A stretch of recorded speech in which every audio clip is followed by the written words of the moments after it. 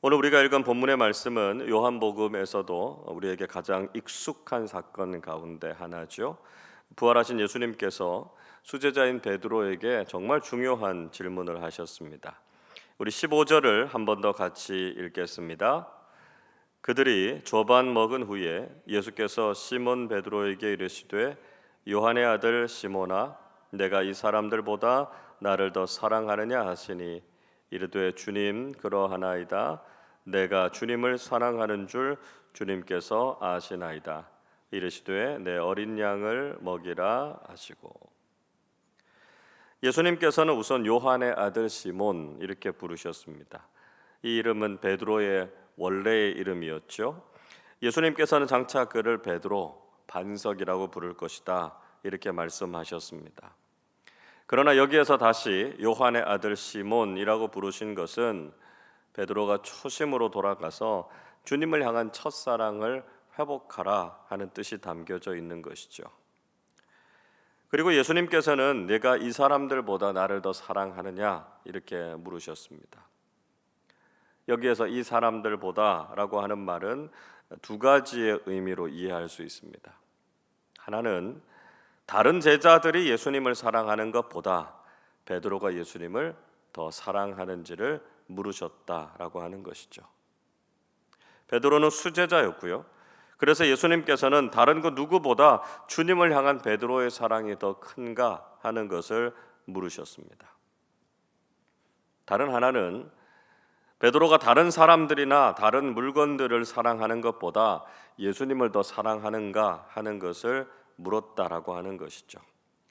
이 사람들보다라고 하는 헬라어 단어 투톤이라고 하는 말은 남성 복수이기도 하고요, 중성 복수이기도 합니다. 그래서 이것은 다른 제자들을 가리킬 수도 있고요, 또 배나 그물과 같은 생업의 도구들을 의미하는 것일 수도 있습니다. 즉 베드로가 모든 사람이나 사물들보다 주님을 향한 사랑이 더 큰가라고 하는 것을 묻고 계신 것이었습니다. 자, 그것이 어떤 질문이었든지 간에 예수님께서는 주님을 향한 베드로의 사랑이 정말 진실하고 크냐라고 하는 것을 묻고 계신 것이었습니다. 베드로는 주님께서 아십니다 이렇게 겸손하게 대답했습니다.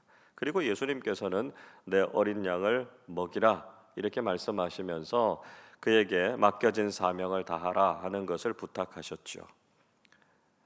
그런데 예수님의 이 질문은 거기에서 그치지 않았습니다. 16절에서 예수님께서는 다시 베드로에게 내가 나를 사랑하느냐 이렇게 물으셨죠. 자, 이번에는 비교급이 아니라 그냥 주님을 사랑하느냐 이렇게 물으셨습니다.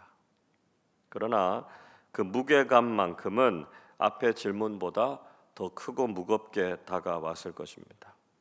왜냐하면 이 말씀은 베드로가 주님을 향해서 절대적인 사랑을 하고 있는지, 주님을 향한 사랑이 전부인지를 묻는 질문으로 들렸기 때문이었습니다. 그리고 세 번째 같은 질문으로 예수님께서 다시 질문하셨습니다. 우리 17절도 같이 읽어보겠습니다. 세 번째 이르시되 요한의 아들 시몬아 내가 나를 사랑하느냐 하시니 주께서 세 번째 내가 나를 사랑하느냐 하심으로 베드로가 근심하여 이르되 주님 모든 것을 아시오매 내가 주님을 사랑하는 줄을 주님께서 아시나이다. 예수께서 이르시되 내 양을 먹이라.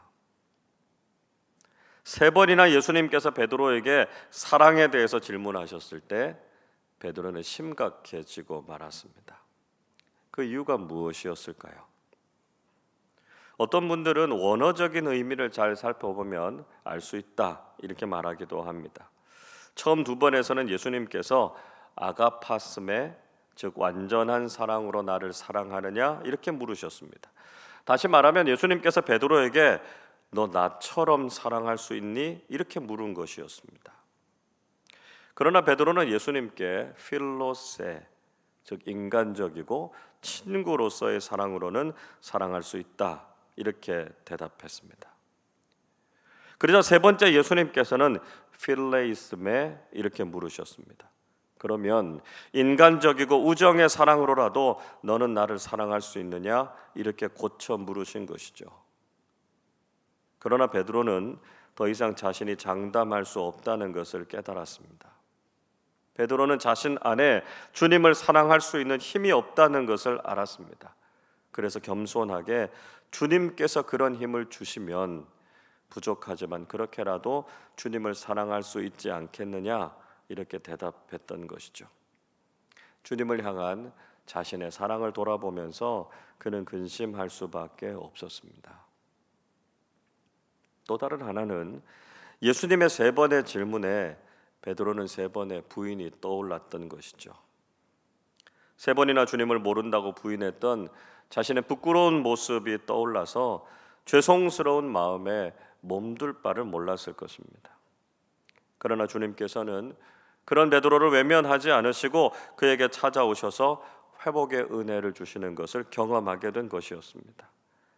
비록 주님을 부인한 자신의 모습이 떠올라서 근심이 생겼지만 주님의 따뜻한 사랑으로 치유되는 베드로의 모습을 오늘 본문은 우리에게 보여주고 있습니다. 자, 무엇보다 중요한 것은 예수님께서 오직 사랑을 강조하셨다는 것이었습니다. 이제 다른 그 무엇은 필요하지 않았습니다. 예수님의 제자로서 사명을 다하면서 살아가는 데 있어서 능력이나 기적, 지식이나 경험, 이런 것들은 더 이상 중요하지 않았습니다. 오직 주님을 향한 사랑만이 사명을 사명되게 하는 것이고요, 주님의 제자로서 끝까지 충성을 다할 수 있다라고 하는 것을 말씀하신 것이었습니다. 그리고 우리는 예수님의 이 질문이 현재형이었다라고 하는 것을 기억할 필요가 있습니다. 주님을 향한 우리의 사랑은 과거에 사랑했던 것으로 되는 것도 아니고요, 앞으로 사랑하겠다라고 하는 다짐만으로 되는 것도 아니라는 것입니다. 지금 우리가 주님을 향한 사랑을 고백할 수 있어야 한다는 것이죠. 또 한 가지 헬라어 현재형이 가지고 있는 특징은 반복된다는 것입니다. 한 번만 주님을 사랑하고 그치는 것이 아니라 계속해서 지속적으로 주님을 사랑해야 된다는 것이죠. 오늘 이 시간 우리가 부족하지만 주님을 향한 사랑을 고백하고 주님께서 주시는 사명을 잘 감당하는 우리 모두가 되실 수 있기를 바랍니다. 이어서 예수님께서는 사명자로 살아가는 베드로의 인생이 어떻게 될 것인가 하는 것을 예고하셨습니다. 18절을 보십시오. 내가 진실로 진실로 내게 이르노니 내가 젊어서는 스스로 띠띠고 원하는 곳으로 다녔거니와 늙어서는 내 팔을 벌리리니 남이 내게 띠띠우고 원하지 아니하는 곳으로 데려가리라. 예수님께서는 베드로가 예전에는 원하는 대로 살았지만 앞으로는 원치 않게 고난을 당하게 될 것이다 알려주셨습니다. 이 말씀은 베드로가 주님의 증인으로 살아가기 위해서 얼마나 많은 고난을 당하고 순교하게 될 것인가 라고 하는 것을 구체적으로 알려주신 것이었죠. 19절 말씀 같이 읽어보겠습니다. 이 말씀을 하심은 베드로가 어떠한 죽음으로 하나님께 영광을 돌릴 것을 가르치심이로라. 이 말씀을 하시고 베드로에게 이르시되 나를 따르라 하시니. 예수님께서는 베드로가 순교를 각오하고서라도 주님을 따르는 제자가 되라 이렇게 격려하셨습니다. 우리는 회복의 은혜를 경험한 베드로가 다시는 실패하지 않고 주님의 기대에 부응하는 삶을 살 것이다 라고 하는 걸 충분히 예상할 수 있죠. 그런데 베드로가 다시 이해할 수 없는 모습을 보였습니다. 21절 보시죠. 이에 베드로가 그를 보고 예수께 여짜오되 주님, 이 사람은 어떻게 되겠사옵나이까? 베드로는 예수님께서 사랑하시는 제자, 즉 요한의 앞날에 대해서 궁금했습니다. 그렇게 자신은 순교하게 될 텐데 요한은 어떤 인생을 살게 된 것인지를 예수님께 물었던 것이죠. 그러자 예수님께서는 책망하시듯이 베드로에게 말씀하셨습니다. 22절 보시죠. 예수께서 이르시되 내가 올 때까지 그를 머물게 하고자 할지라도 네게 무슨 상관이냐? 너는 나를 따르라 하시더라. 예수님께서는 주님께서 다시 오실 때까지 그를 살아있게 할지라도 그것이 베드로에게 무슨 상관이냐 이렇게 말씀하셨습니다. 오직 베드로 너는 나를 따르라 말씀하셨습니다. 분명히 베드로는 흔들리고 있었습니다. 베드로가 다시 흔들렸던 이유가 무엇이었을까요? 흔들리는 베드로가 다시 실패하지 않고 끝까지 수제자의 길을 걸어갈 수 있는 비결은 무엇이겠습니까? 20절 말씀을 보십시오. 베드로가 돌이켜 예수께서 사랑하시는 그 제자가 따르는 것을 보니 그는 만찬석에서 예수의 품에 의지하여 주님 주님을 파는 자가 누구 오니까 묻던 자더라 말씀하고 있습니다. 베드로가 돌이켜 이렇게 이야기하죠. 베드로는 주님을 향했던 시선을 돌이켜서 요한을 보았습니다. 그리고 평소에 주님의 특별한 사랑을 받고 있다고 여겨졌던 요한과 자신을 비교하는 마음이 들었습니다. 주님만을 바라보았던 시선이 다른 사람에게로 향했고요. 다른 사람과 자신을 비교하는 마음이 들었을 때 회복된 베드로는 다시 위기를 맞게 됐습니다. 그때 예수님께서는 비교하는 마음을 버리고 오직 주님만 따르는 사람들이 참된 제자로 사명자로 살아갈 수 있다 하는 것을 말씀해 주셨습니다. 여러분, 주님 앞에 서 있는 우리는 여전히 부족하고 연약합니다. 주님을 제대로 사랑하지도 못하고요. 사명을 감당하기에도 모자랍니다.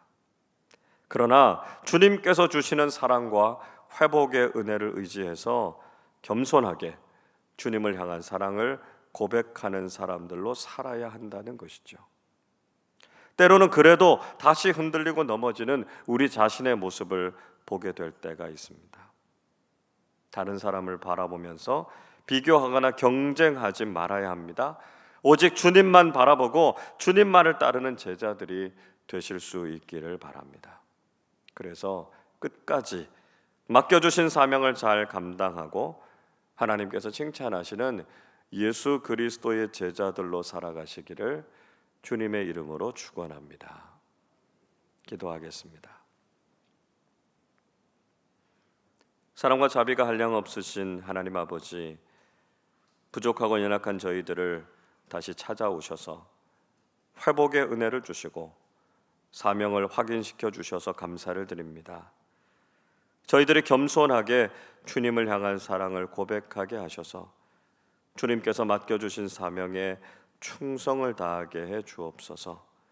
세상을 보고 다른 사람들을 쳐다보면서 비교하거나 경쟁하면서 사는 것이 아니라 오직 주님만 바라보고 주님께서 기뻐하시고 원하시는 예수 그리스도의 제자로 살아가는 우리 모두 되게 하여 주시옵소서. 일생을 사는 동안 우리의 입술과 삶으로 복음을 증거하게 하시고 복음의 능력 안에서 살아가는 우리 모두 되게 하여 주옵소서. 감사드리며 우리 주님 예수 그리스도의 이름으로 기도하옵나이다. 아멘.